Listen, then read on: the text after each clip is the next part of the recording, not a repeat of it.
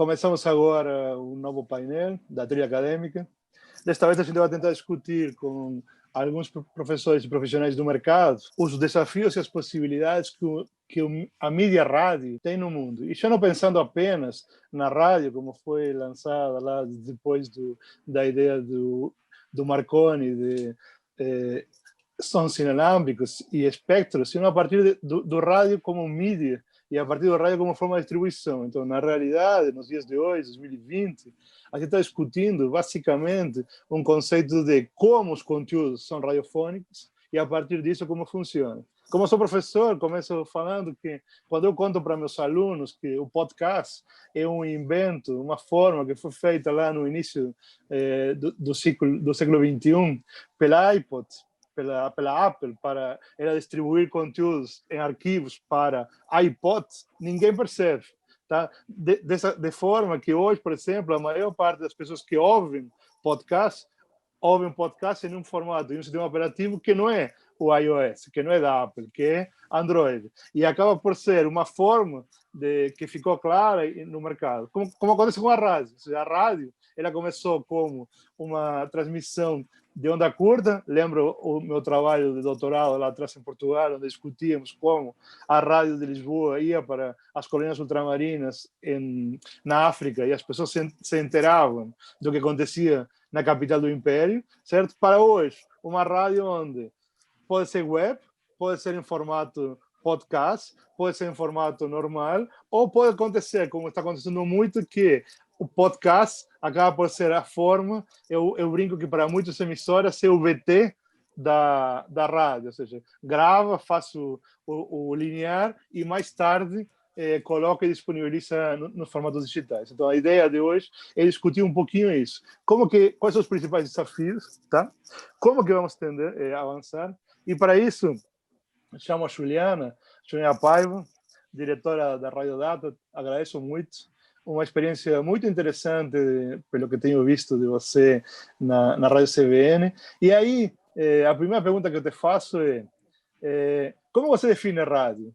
Porque se formos pensar na CBN e no Grupo Globo, o Grupo Globo tem o principal podcast com mais downloads de América Latina, que é o Assunto.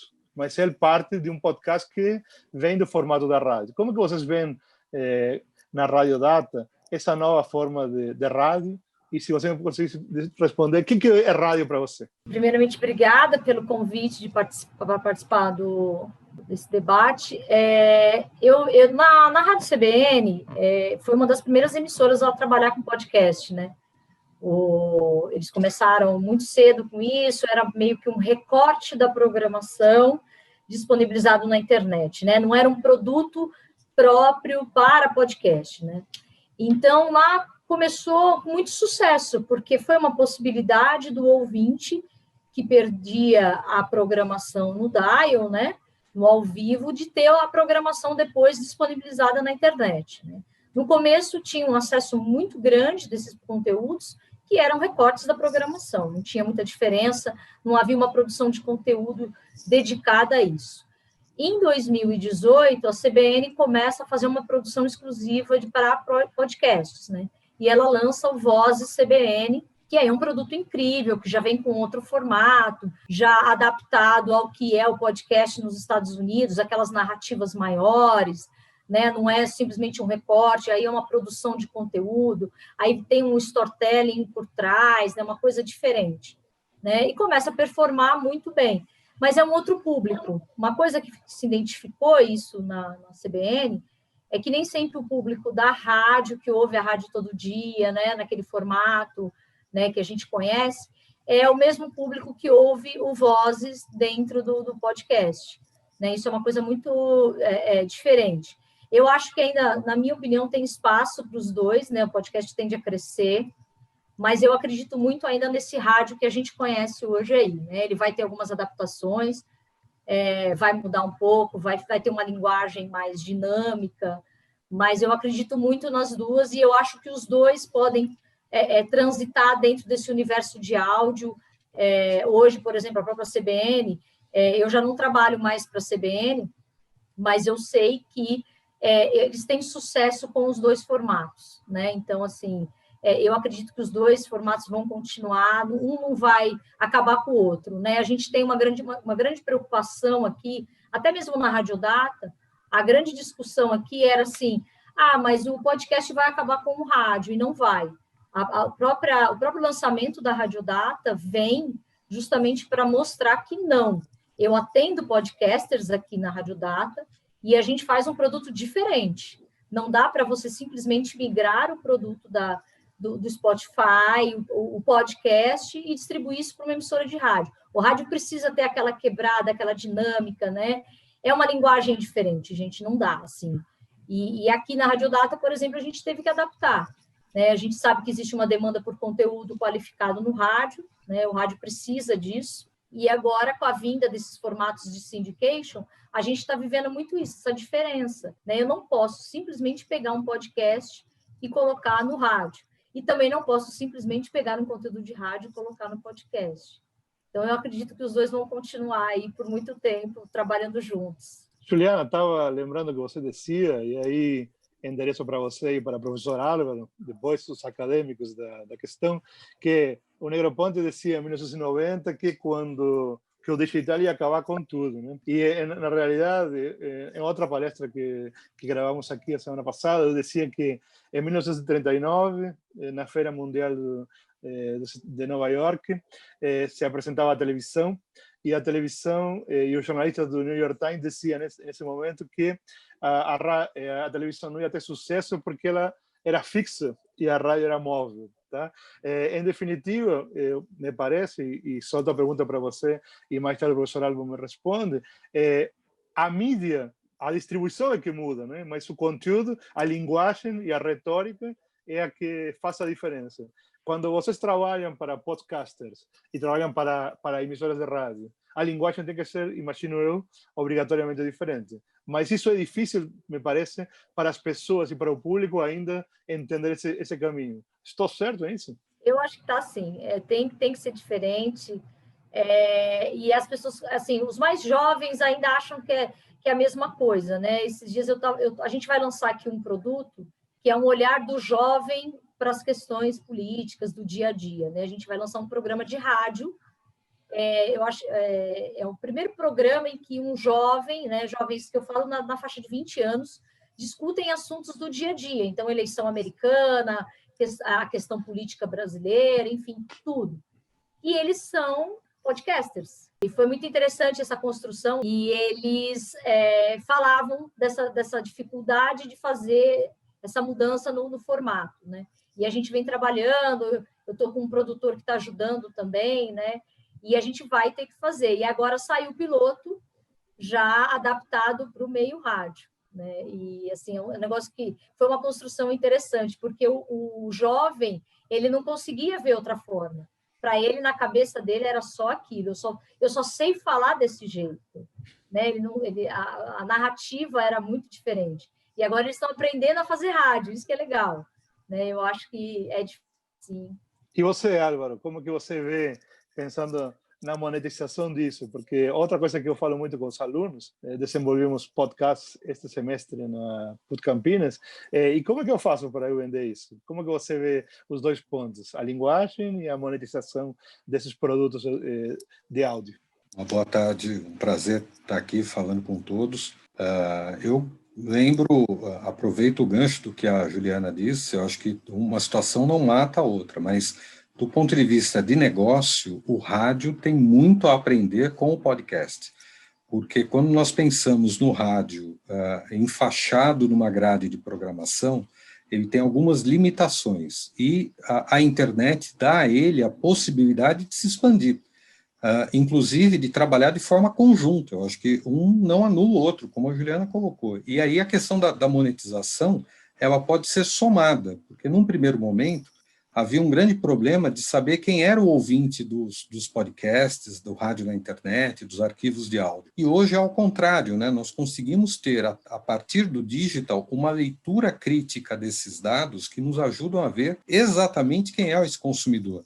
E é um consumidor diferenciado, porque uma situação é o ouvinte de rádio que está no carro ou está numa grande cidade e acessa uma programação para ser informado.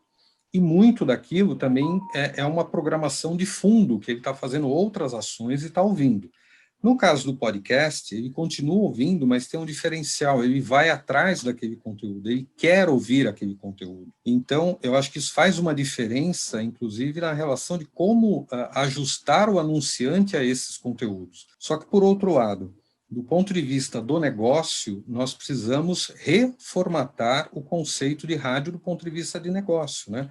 Nós ainda estamos lidando com uma mídia que ainda trabalha com mídia de massa, com um perfil de audiência, né, com um perfil de monetização ainda do século passado. Então, as emissoras têm grandes conteúdos que podem ser monetizáveis, mas nós passamos por um processo técnico ao longo dos anos em que as emissoras que fazem parte, por exemplo, de grandes holdings, o rádio virou o primo pobre de tal forma a ser o brinde da negociação. Olha, eu tenho aqui uma emissora de TV, você anuncia na TV, eu te dou o brinde do rádio, você anuncia no meu portal, eu te dou o brinde do rádio. E, na realidade, a gente tem como melhorar isso, né? Mas isso passa por alguns aspectos muito importantes. Primeiro, que muitas emissoras de rádio no Brasil não se veem como empresas, né?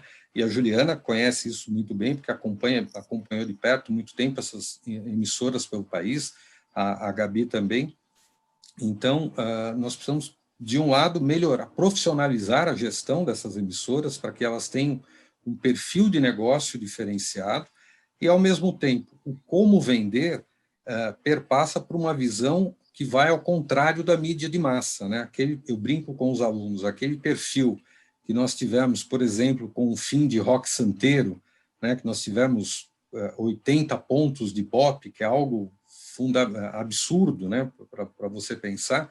Então, imagina, a cada 10 televisões ligadas, para a época, em torno de 7 a 8 estavam assistindo o capítulo. Tecnicamente, hoje, vai ser muito difícil que qualquer mídia chegue a uma quantidade tão grande de audiência junta, mas de forma segmentada. Se a gente pegar o perfil de cauda longa, né, a gente tem conteúdos para todos os segmentos, em formatos diferenciados, com custos diferenciados. Eu acho que o grande processo está aí. Por outro lado, eu vejo que é um negócio bom, ao mesmo tempo que grandes estruturas entraram nisso, né? O New York Times, o Washington Post, a própria TV Globo começou a produzir um podcast que não é o podcast da CBN ou do Sistema Globo de Rádio, mas é o assunto. Quer dizer, nós temos outros players entrando nesse mercado com muita força. Então, não é um mercado que está morrendo, ao contrário, é um mercado que vai sobreviver e sobreviver com muita força. Perfeito. Agora, a questão que eu coloco aí para você, e já endereço para a Gabi, é o seguinte, mas esse mercado, ele explodiu muito rápido. E então, se formos pensar na demanda, é grande, mas também a procura funciona, a oferta e demanda, mas a oferta cada vez é maior.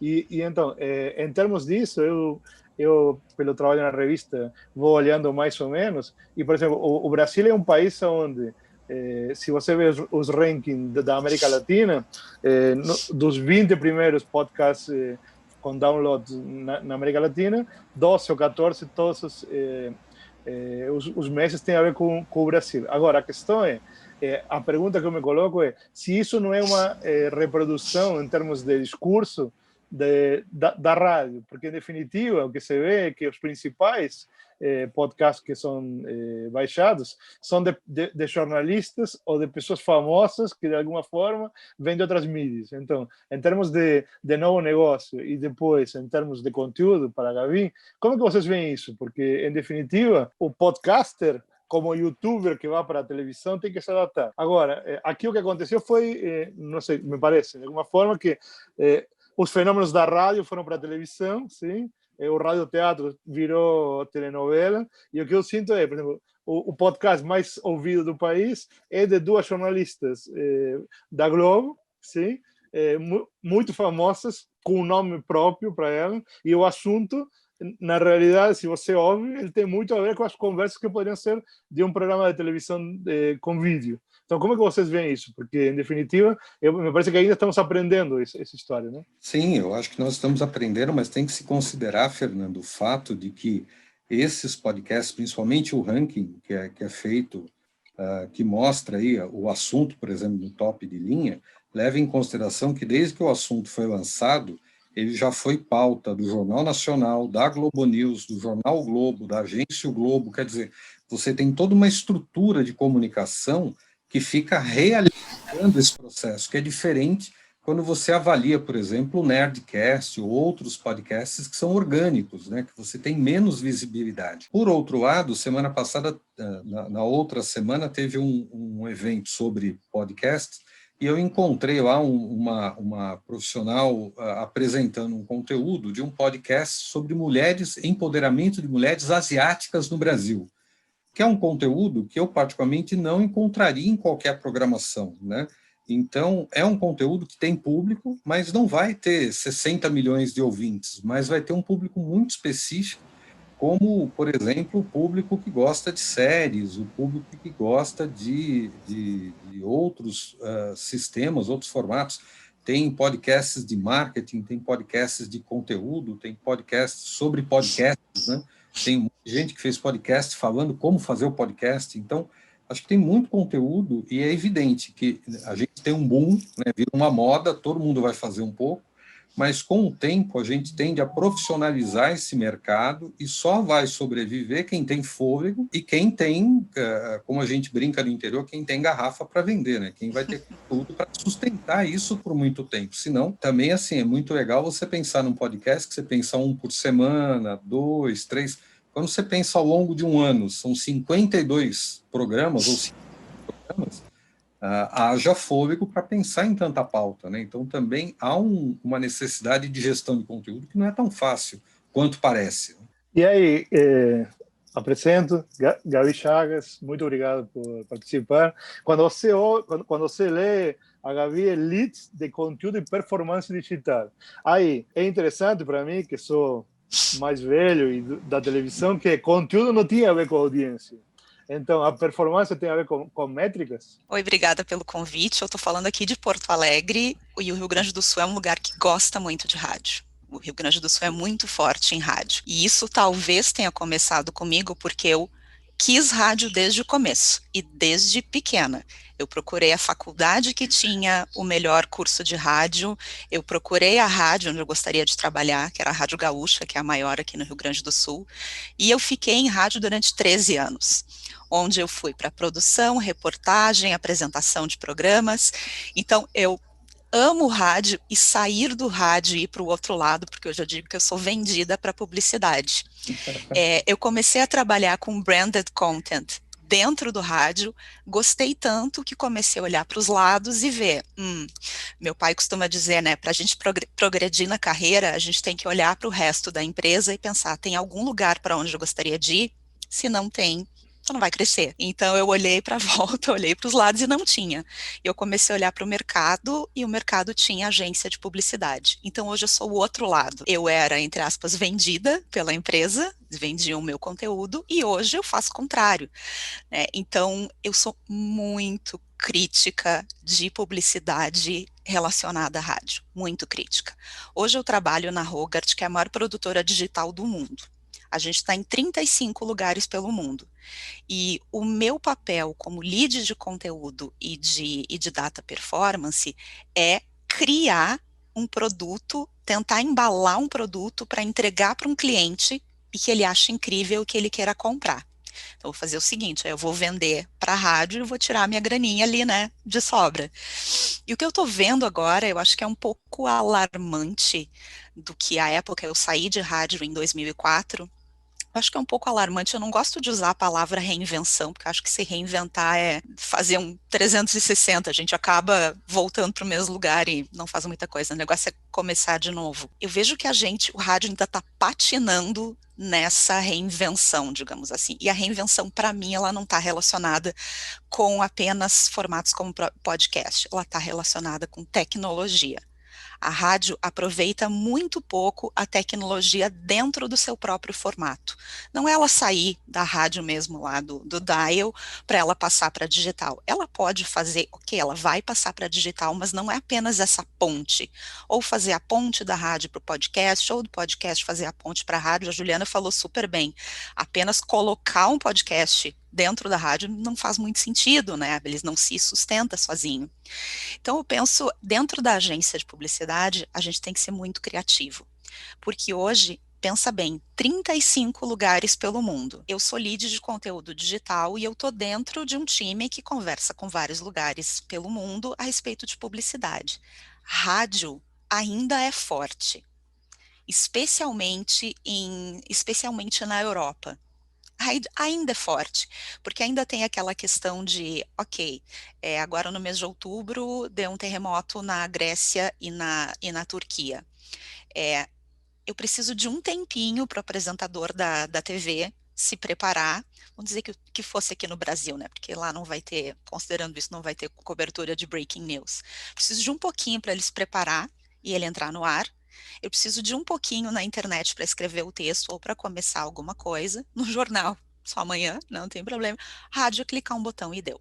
E sai falando, né? O meu primeiro dia na Rádio Gaúcha foi 11 de setembro de 2001. Primeiro dia. Pense, uma hora eu conto essa história, mas pense na novata, né? Tipo, aprendendo. Então, eu fiz muito conteúdo pago dentro da rádio antes de sair da rádio. E eu gostei muito. Um formato que a gente explorava, porque eu via que algumas empresas não queriam mais patrocinar o programa. O programa tal é patrocinado por tal, e tinha aquela coisa chata de, além do programa tal ser patrocinado pelo tal, cada quadro dentro do programa é patrocinado pelo qual. Então fica aquela coisa, tu passa um tempão ouvindo comercial sem estar no intervalo comercial. Então a gente começou a pensar como é que eu vou fazer isso. E a gente criou, por exemplo, em 2003, dentro do grupo RBS tem um caderno feminino, um caderno que se chama Dona. Então a gente levou a programação do Dona para dentro do rádio. Aproveitando o tema da capa daquela semana, a gente fazia um programa onde a gente debatia o tema da semana, intercalando músicas que tinham a ver com aquilo, porque era numa rádio de música. Isso foi legal, todo mundo queria patrocinar, era diferente. No século XXI, muita coisa mudou na mídia rádio. Daqui a pouco, continuamos debatendo os seus principais desafios.